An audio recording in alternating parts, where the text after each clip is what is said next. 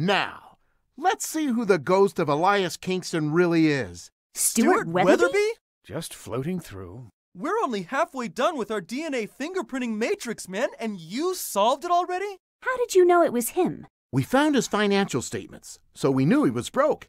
His only chance was to unearth the legendary Weatherby jewels, which he thought were buried somewhere in the hotel. He couldn't do that without raising suspicions, so he created the ghost of Elias Kingston to scare away guests and staff, so he could keep searching. He found one jewel, which only whetted his appetite. And I would have found the rest of the jewels if it weren't for you meddling kids.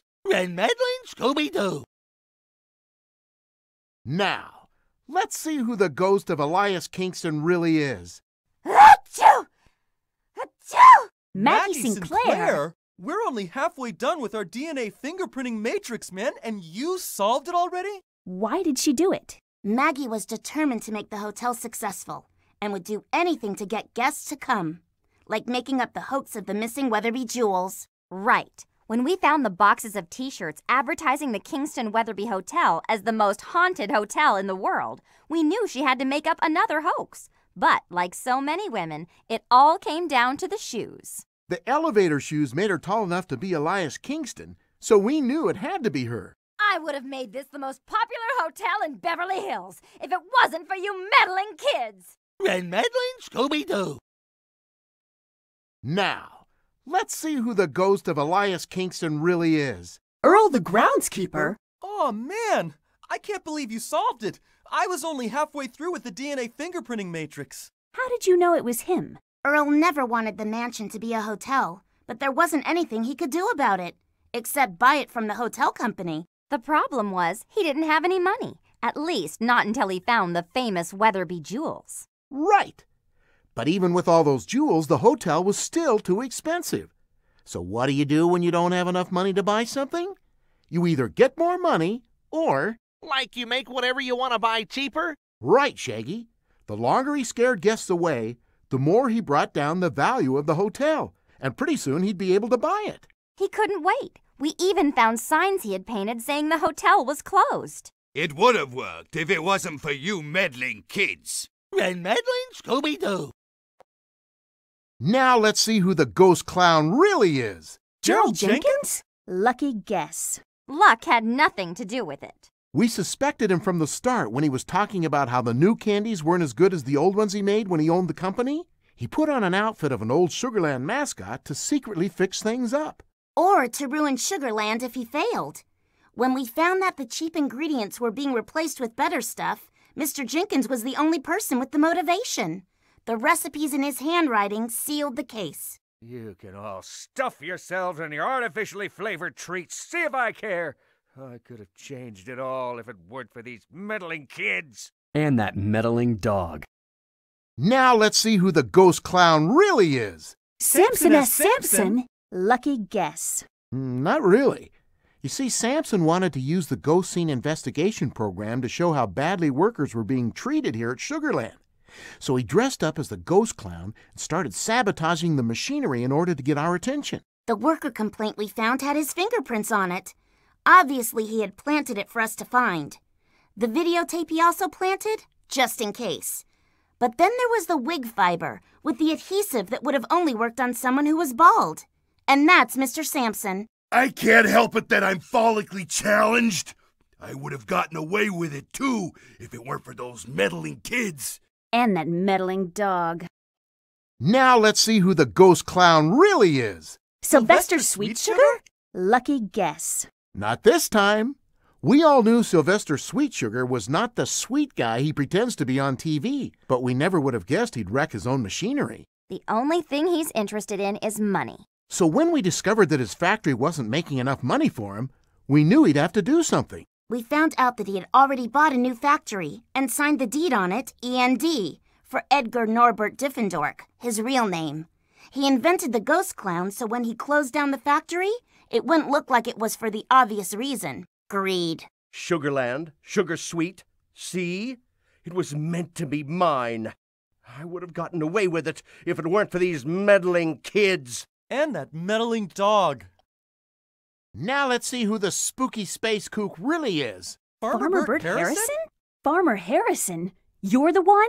Now I'm D1, but not before. Before I was a real loon. What's he talking about? Bert Harrison's real name is Joe Loon.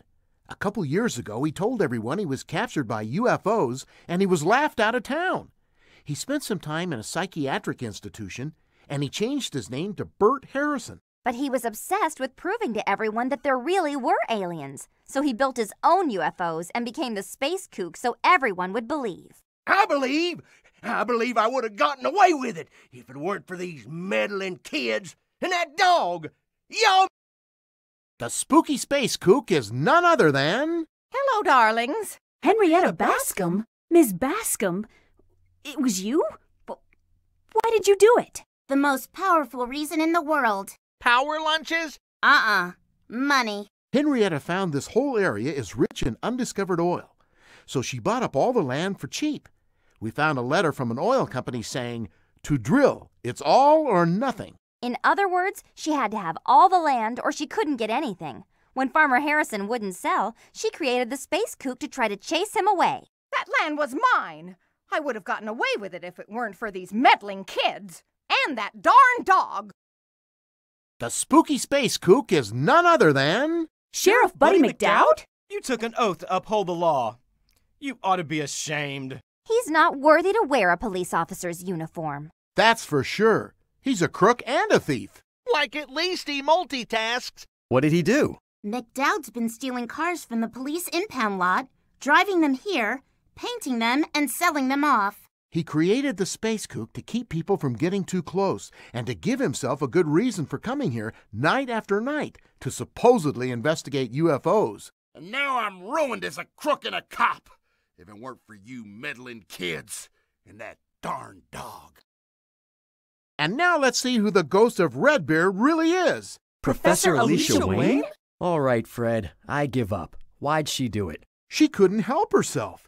We discovered that the synthetic fish food she was developing has a weird reaction when it's overheated. Breathing the gas creates nightmarish delusions, and when Professor Wayne was exposed to this, it made her think she was the ghost of Redbeard. I am the ghost of Redbeard, and I would have gotten away with it if it weren't. Yeah, we know. If not for those meddling kids.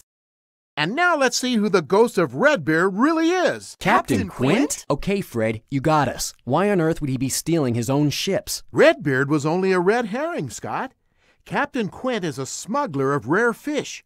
He was stealing them out of ocean land and then selling them at high sea. We knew he wasn't just a tour guide when we saw his bank account and how rich he was. When he was loading the boat with rare fish, it was low in the water. And then after he sold the fish, the boat would come back much lighter and higher. Captain Quint wanted to scare everyone away from noticing things like that, so he invented the ghost of Redbeard. But really, that was nothing but a big fish story. I ain't got nothing more to say. Yeah, we know. If not for those meddling kids. And now let's see who the ghost of Redbeard really is. C.L. Magnus? Okay, Fred, you got us. Why on earth would he be stealing his own ships?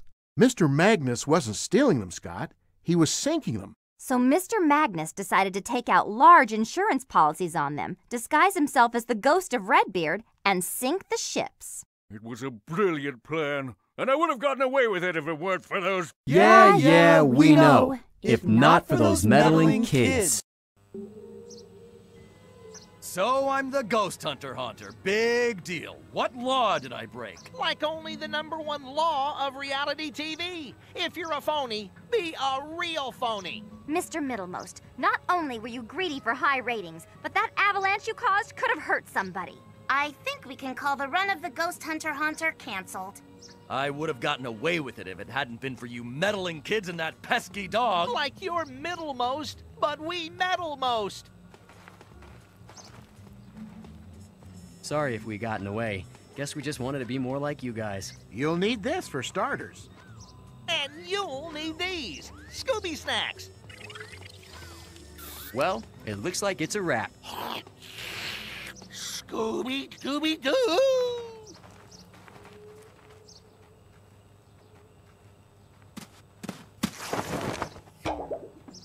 Old Man Wiggins? Like you were a disguise in a disguise? Yes, and I would have gotten away with that if it hadn't been for that meddling dog. Scooby-Dooby-Doo!